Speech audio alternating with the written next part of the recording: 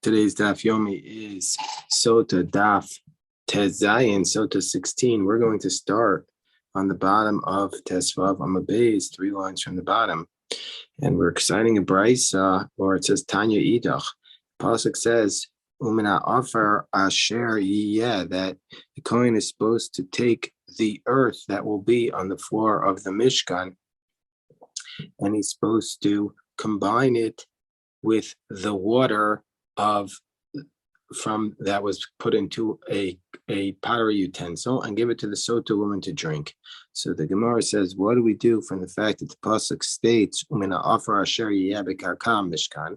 So the brisa says Umina Afar Asher Yiyeh Kolmar Shayim Metaken Mibachutz, that if he couldn't find any earth on the bottom of the floor of the Mishkan, he could prepare the earth outside the Mishkan umachnis, and go into the Mishkan with that earth, with the earth already in the utensil. Bekarka HaMishkan, what do we do with the fact that the verse states Bekarka HaMishkan? What do we do with that fact in the floor of the Mishkan?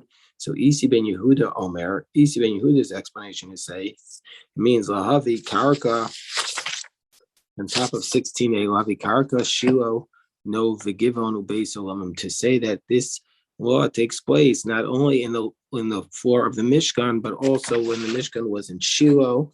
These are different places of the Mishkan, in Nov, in Givon, and in the Beis Olamim, in the Beis HaMikdash, different places where we have the sanctuary. That's what we learned from Karka Mishkan, because that's the reference that we learned from it. Whereas Isi ben Menachem says, Eino Tzarech, or on the top of 16a, he says, no. We said, we don't need the pasuk specifically to tell us that this law applies not only to the floor of the Mishkan, but also to the floor of the Beis HaMikdash, because Uma betuma kawa lo chilek hakasov, just like when it comes to a minor form of tuma, and here it's not minor, but it's a death penalty by kares. But that's some Rashi says somebody goes into the temple in a state of ritual impurity, he's going to get kares. But Rashi says this is called a minor tuma because it's not death from a human court. And there the Torah doesn't make a distinction between the Mishkan and the Beis HaMikdash. So the tumas eshes ish chamura, but so for sure by the tuma of a adulterous woman, which is more severe, kol shekain, for sure we're not going to distinguish, says Isi ben Menachem, between the tuma of the Mishkan and tuma of the Beis HaMikdash. So therefore, what does Isi ben Menachem learn out from tumas, from the Karka Mishkan? What does he learn out from that? So no, it means is that you're not allowed to bring it from your own basket into as part of the klicharis of the Mayim Chaim. Meaning to say that if there's no earth on the floor of the Beis HaMikdash, you have to take in from earth, from outside, put it onto the floor of the Beis HaMikdash, and then take it back up and put it into your jar to give the woman to the drink. One of the questions I had in my mind, which I was thinking about over Pesach, the Mishnah told us on Tezvav Amabez that a Kohen goes in, and the Kohen is one who does this ritual in the courtyard of the temple. But I was thinking, how do you pick that Kohen? Normally, when you have a Kohen for Avodah, it's picked by a lottery, but it doesn't say that this was part of the Pius, that this was part of the lottery. So, and I'm not sure if this was an avoda. Does only a Kohen who's able to be part of the service? Is he the only one who's qualified to do this? And how is the Kohen selected? They didn't. I don't remember the Gemara ever telling us that. So anyway, I just want to point that out there. I'm thinking about that. If anybody has an answer to that question from another Gemara, let me know. Ain sham afar. So now the Gemara asks the question. Let's say there's no earth. There's no earth in the Beis HaMikdash. There's no earth anywhere. You can't find earth. Can you put ashes? Can you use ashes instead of earth? So to cover up, to combine with the water to give the Sotah woman to drink. Gemara says, there's not a question according to Beis Shammai. Rashi tells us this is a dispute between Beis Shammai and Beis Hillel in Mesechas Chulin with respect to the mitzvah of Kisoy Adam. What's the mitzvah of Kisoy Adam? That if you slaughter a bird or a chaya, that you have to cover over that blood of that animal with earth. But Beis Hillel says that you can also use ashes to cover up that earth. But Beis Shammai says you can't. Why does Beis Hillel say that you could use ashes, because it says that in about afar sreifas achatas, that it says with respect to the paraduma, the red heifer, there it's called the ashes of the red heifer are called afar, which usually means earth. But we see by the red heifer that the ashes are also called earth. So therefore, you could use ashes also for the mitzvah of earth, of covering over the board with earth. But Beis Shammai says no, that's not called earth. That's called afar sreifas achatos. That's called the earth of the burnt red heifer. So it's not called earth. So therefore, Beis Shammai says you can't use ashes as earth to cover over the blood of the bird. So we see from here, according to Beis Shammai, he's not going to allow you to use the ashes to mix with the sotah water, because he never considers ashes to be earth. So that's what the Gemara says. He doesn't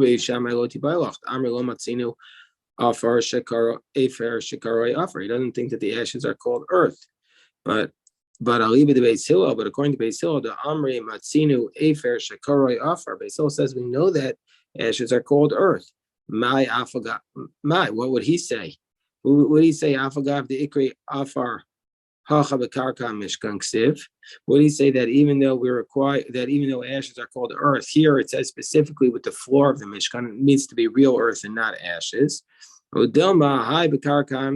maybe he says no, the words Karka Mishkan is to teach us what Isi ben Yehuda said, or could the Isi ben Menachem, to teach us what either Isi ben Yehuda or Isi ben Menachem said. Remember what Isi ben Yehuda said? It's to teach us that it applies not only to the Mishkan but also to the Beis Hamikdash. Or Isi ben Menachem, we just said at the top of the page, is to tell us that it applies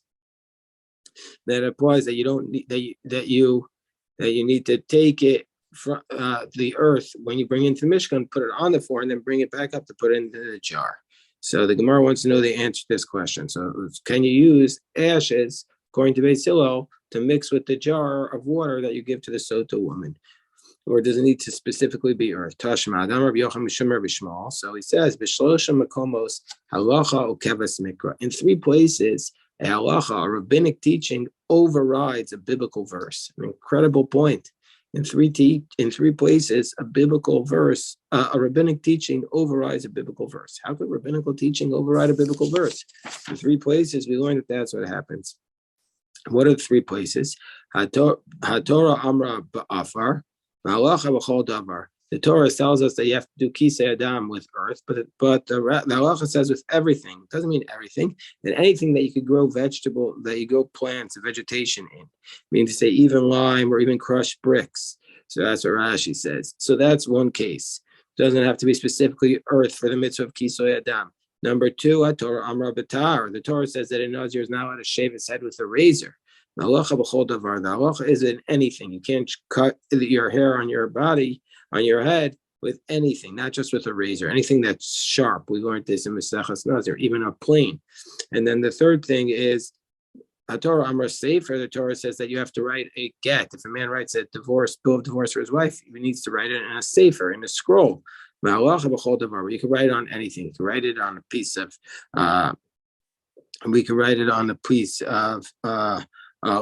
olive leaf, or board, or a piece of paper. It's also okay. Bim Isa, and the Gemara says, and if it was the case that you can also use the ashes for the sotah, Wilshov Nami Hai, it should have listed this case also. So in fact, that it doesn't list it, must be that it's only that you can't use ashes for the sotah. Gemara says no. Ton of a shear. Ton of a shear as an expression means that the Tana is not giving us an exhaustive list. It's that the Tana left out other categories which weren't included. So and therefore this is a 4th case. So the Gemara says you can never just do just one case that was left out. You have to prove that there were other things that were also left out. My shear, the high shear. What else did it leave out? Shear mitzora, left out the case of a mitzora that mitzora has to cut their hair twice. The first time that they go through the purification process, they cut their hair. They need 2 tiglachas. That first they cut their hair, but when they cut their hair, they don't cut all the hair of the. It's not clear which hair they cut, but the We'll read the Rashi. B'tikulachas rishon lo kasav kol prat elas kol saros stam demashma kol gufo. That for the first time they cut their hair, it implies their whole body, meaning to say all their arm hair and their underarm hair, etc., all the hair that's covered up. And in the second cutting of the hair, it says it in a klal prat. It says it in a limited form, a limited, general, and then specific. That implies that not all the hair is cut. And so therefore, that's what the Gemara is going to discuss now. That so we left out this place because about the Tanya, we learned in the Brayso that's called several. We're talking about the second haircut. After the week, he's going through this purification process. By the first haircut, the mitzvah has to cut all the hair on the body. But the second haircut, it says on the seventh day, he should cut all the hair off his body. That's a klal. That's a general rule. And then it says, Es Rosho Vesikano Veskapos enough. His head, his beard, and his eyebrows. That is prat. That's specific. And then it says Ves Kol Saro Yigaleach. And then it says he has to cut off all the hair of his body. Chazar klal. And then it comes back and gives us this general rule. So we have a concept, klal prat to klal. You have a general followed by specific followed by general. Okay, not prat. You only look at the specific.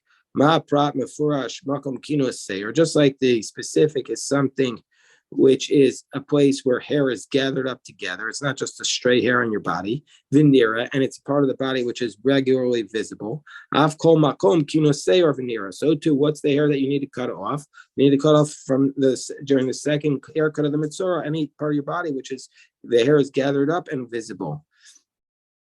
And so then, my Rabbi, so if that's the case, what is this coming to include? What type of hair are you supposed to cut?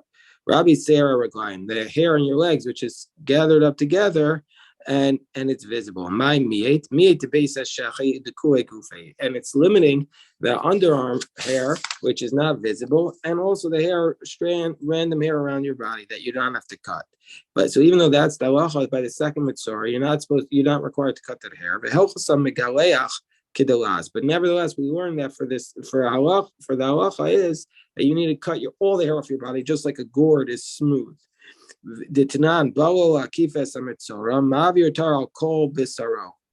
That when it comes to cut the hair of the mitzvah for the second haircut, well, this is the first haircut. You're supposed to cut off all the hair off your body. And then it says in the concluding clause, on the seventh day you shall cut your hair. That the second haircut has to be like the first one. That you cut off all the hair off your body. So basically, according to this principle, this is another case where the halacha is okeves the mikra. The halacha overrules the mikra because according to the biblical verse, by the second haircut, you're not required to cut the hair of your underarms and stray hair on your body, but the rabbis say you are. So therefore we see that the Tana is not an exhaustive list. So Amar Rav Nachman bar Yitzchak kikash chash. So why? So therefore we see from here that that's the reason why it doesn't include the case of the case of ash is being used for the sotah, because that list is not exhaustive, and so therefore it's possible that this is also a case that ashes could also be used for the red heifer. So it says Amar Rav Nachman bar Yitzchak, no, that's not a case. The case here of the mitzvah is not counted as a case of halacha keves mikra, and therefore it's not a case of ton of a shear. Why? Halacha keves mikra.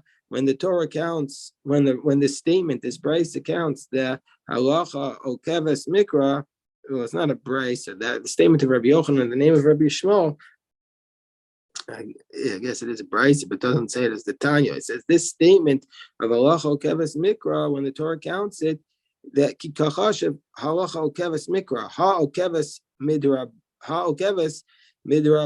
He says when Rabbi Yochanan says in the name of Rishon that the halacha overrides a verse, that's a biblical verse. But this case, the halacha that you cut off all the hair of your body on the second mitzvah is rabbinic.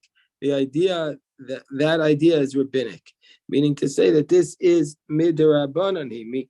This is not explicit in the Torah, but the Chachamim are the ones who learned out this concept that the mitzvah is supposed to is not required to cut off all the hair of his body. That's the first answer from Nachman. Rav Papa says no. Ki kachash halacha okeves v'okeres. when the Torah tells us that halacha, when Rabbi Yochanan said in the name of Shmuel that 3 places the halacha is okeves, that's where the Torah, where the rabbis are uprooting the halacha. But here they're not uprooting the halacha. Okeves umosefesi. They're adding on. They're saying you have to cut more here. They're not saying, let's say, for example, the case of the get, the Torah says you have to write on a Megillah, and we say no, you could also write it. You don't have to write on a Megillah. You could also write it on an olive leaf. But here we're saying it's mosefes. We're saying don't just cut the hair of the legs, also cut the underarm hair. And the third answer is Rav Ashi says, Hamas Nisa money Rabbi Shmuel. No, he says this brisa, which says this halacha by a mitzora, is not everybody. It's the opinion of Rabbi Shmuel, who says the darish kol prati. He's the one who says klal prat. So he's the one who says that you're not required to cut all the hair of the mitzora. But the halacha on top of Tezayin Mabei is kidlas. But the halacha that says that you're supposed, for the second mitzora, you're supposed to cut off all the hair, money, that's Rabbi Akiva. That's a different position. That's the position of Rabbi Akiva, a different price, on top of 16b, who says, that's riba. That on the seventh day, you have to cut all your hair. That's comes to include everything. That's meat. His head, his beard, and his eyebrows, that's diminishing. That's called saro. And all of his hair he shall cut. Chazar v'riba. But Rabbi Akiva doesn't do klal prat klal. Rabbi Akiva does riboy miu to riba. It's a different approach to the verses. And so therefore, riba miu to riba, what does that mean? Riba kol. What's it including? My riba the kue gufa. So he's saying you have to cut off all the hair of your body. So that's this price, and that says you need for the second mitzvah you have to cut off all the hair of your body. It's not that it's uprooting the interpretation of the verse, because it's taking a totally different approach, and that's the approach of Rabbi Akiva, who says that everything is included. So my miyet, what's Rabbi Akiva says the verse is limiting.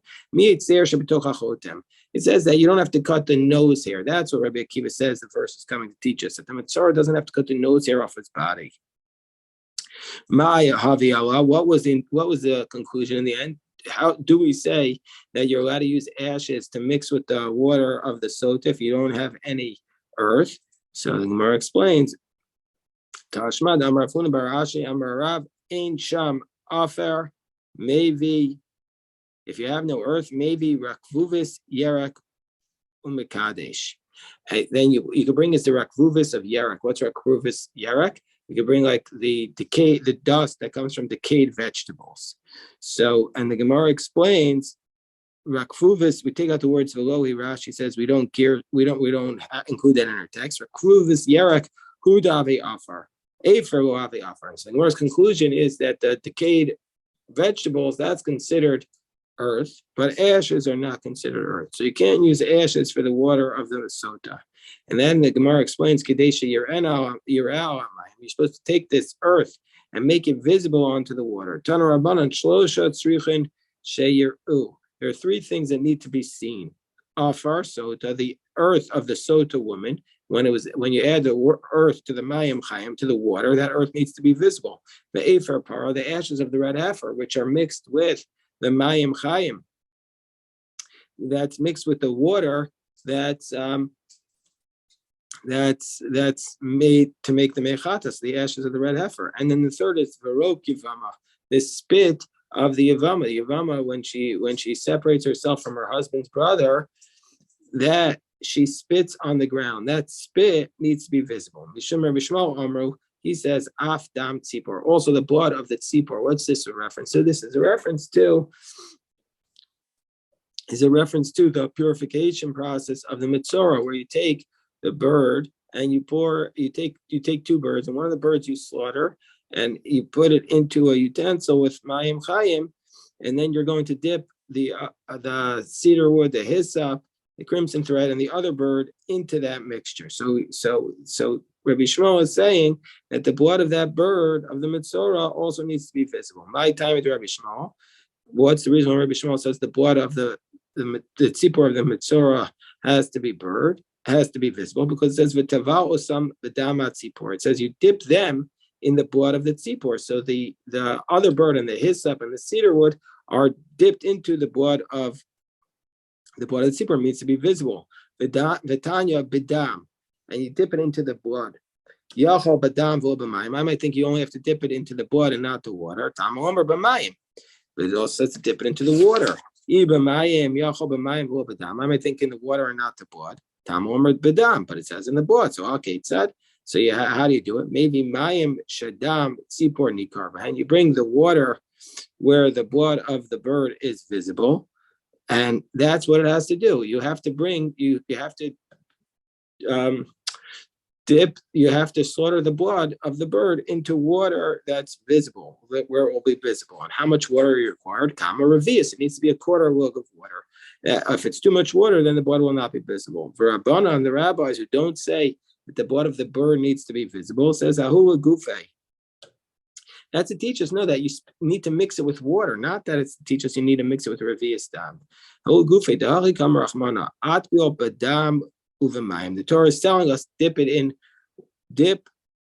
in blood and water. Rabbi Shmuel says no. Imkein lichtol rachmana v'taval bahem. Torah could have just written bahem. Badam uvemayim lamali. Why does it need to say in blood and water? L'nikar, to make sure it's recognizable. And the rabbis say because the rachmana v'taval bahem. If Torah just written, if we dipped it in them, havamina ha'eluchude v'ha'eluchude. I might have thought you dip it in blood and water separately. Tells us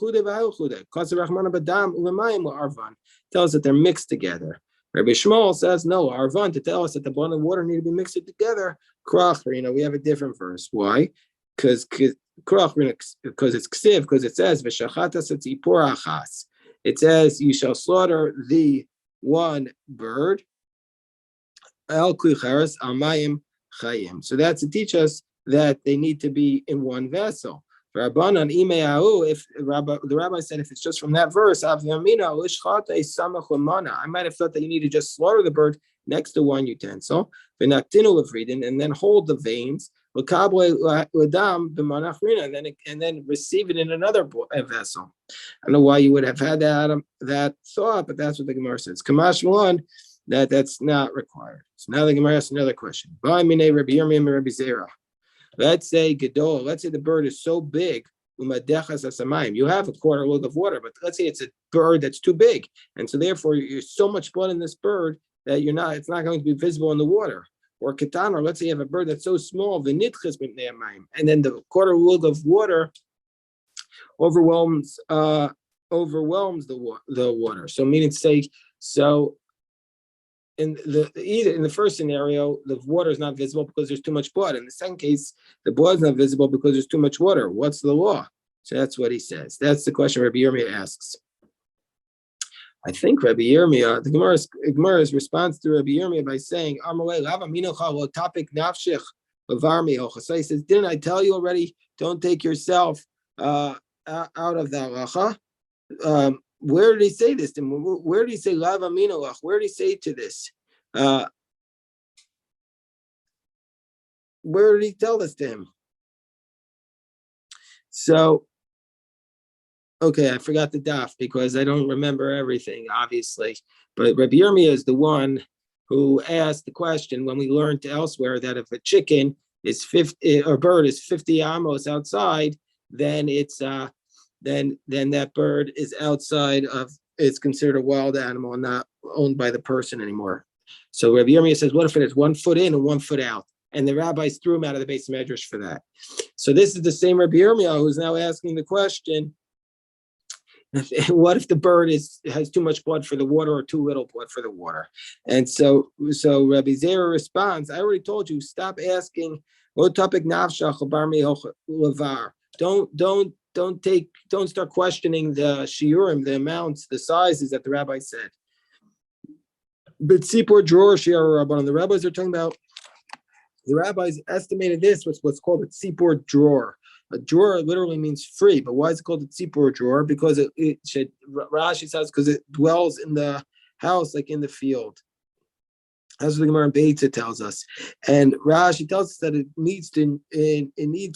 knows how to go into the corners of the house, and therefore it's called drawer because that's where it lives. It can live anywhere. So this bird, there's not going to be a bird that's so big that it overwhelms the water, or so small that it's overwhelmed by the water. So now the Gemara says, Tana Rabbanan, Hikdim. Afar l'mayim. Let's say you put the earth into the water before the water. Possible. Then it's disqualified. The water needs to go in first. Rabbi Shimon Machshir. Rabbi Shimon says it's kosher. My time with Rabbi Shimon. Why does Rabbi Shimon say that if the earth goes in, it's kosher? Because it says they take for the tamei from the ashes of the red heifer. V'tanya Rabbi Shimon v'chi afar. Who is it really? Is it really earth? It says afar shreifas achatas. We had this at the beginning of our daf today. Is it really afar? It's afer. Afer. The red heifer has ashes, not earth. Shina kosbimashmal. The Torah tells us, it calls it the ash of the red heifer afar to tell us to compare it to the earth of the red heifer. Nemar kan afar. It says by the red heifer afar. V'nemar lalon afar. It says by the Sotah woman afar. Malalon afar. Just like by the Sotah, it has to be on. Just like by the red heifer, it needs to be on top of the water. So too, Afghan afar al gabe mayim. So too, by the Sotah, it needs to be the earth onto the water. Malkan hiktim afar mayim kosher, and just like by the red heifer, if you put the ashes before the earth before the water, it's kosher. Afalon hiktim afar mayim kosher. So too by the Sotah, if you put the earth before the water, it'll be kosher. And how do we know by the red heifer that if you put the earth before the water, it's kosher, or the ashes before the water, it's kosher? Trey Kroiksiv, it's two verses. One verse says alav, that you're supposed to put the ashes on it. Alma Efer Beresha. This teaches us. It says one verse says you're supposed to put the water on top of the ashes, which implies that the ashes go first. But then there's another verse that you put the water into the utensil, which means that the water goes into the utensil first. So Alma Mayim Beresha, that implies the water is first. Okay, it said, how do we deal with this? Ratza Zenosin, Ratza Zenosin. You can put whichever one you want first. That's what Rabbi Shimon says by the ashes of the red heifer, and so therefore we learn the same thing by the Sotah. The Rabbanan El Kelly, Dafka Olav. Why does it say El Kelly? That's Dafka. That's to tell us that the water needs to go in first. And Olav, and what does it say? What does it say in the pasuk that you put V'nasan Olav Mayim Chayim, that you put upon it? Arvan. That means to say that the ashes and the water need to be fixed together. Ve'im Olav Dafka. Maybe Olav is to mean that it needs to be specifically the ashes first. And El Keli Shatecha Yusan Pikli, and the word El Keli is to teach us that it needs to be the first time there in the utensil. The verse says no. Always we say that the thing that's going to be the machshir, which is something that makes it usable, is what's going to go on top, and the afar and the ashes, it's what's machshir